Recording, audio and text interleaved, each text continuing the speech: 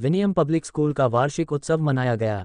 राजधानी भोपाल के बैरजिया रोड ग्राम हिनोतिया स्थित विनियम पब्लिक स्कूल में लगातार तीसरे वर्ष वार्षिक उत्सव का आयोजन किया गया, जिसमें कई बच्चों ने मंच पर नाटकों की रंगारंग प्रस्तुतियां दी। मुख्य अतिथि के रूप में अशोक गुप्ता और श्रमश्री संस्था के अध्यक्ष रामबाबू शर्मा रहे।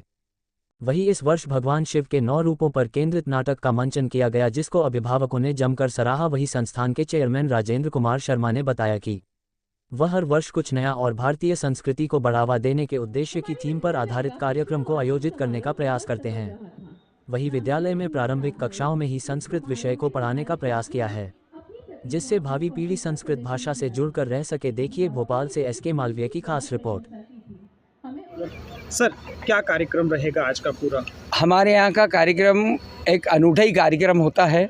इसमें तकरीबन 350 बच्चे पार्टिसिपेंट हैं।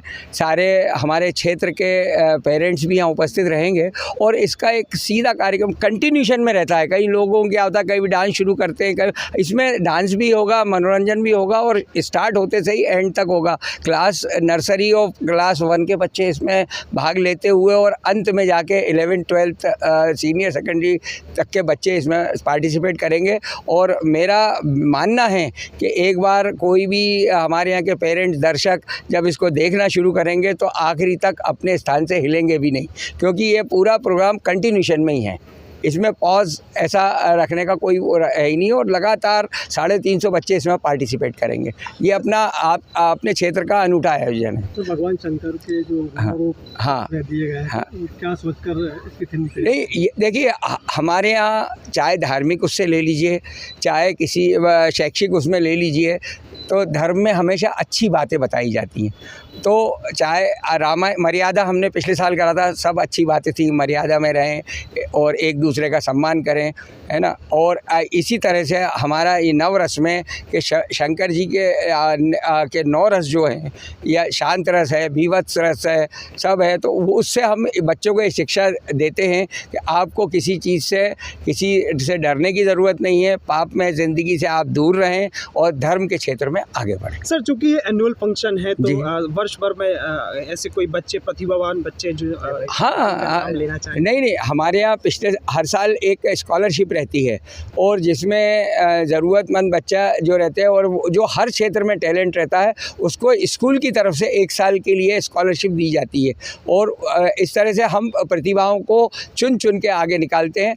इस साल भी एक नाम है, सस्पेंस है, आपके सामने आएगा और अनाउंस होगा और उसको भी मिलेगा। और हम चाहते हैं कि ऐसे बच्चे आगे आएँ, ज़रूरतमंद बच्चे के लिए हम मदद करें और हमारी संस्थान हमेशा उनके लिए आगे रह के काम करने वाली है। उम्मीद है इस बार की थीम भी आपके दिल को छू जाएगी।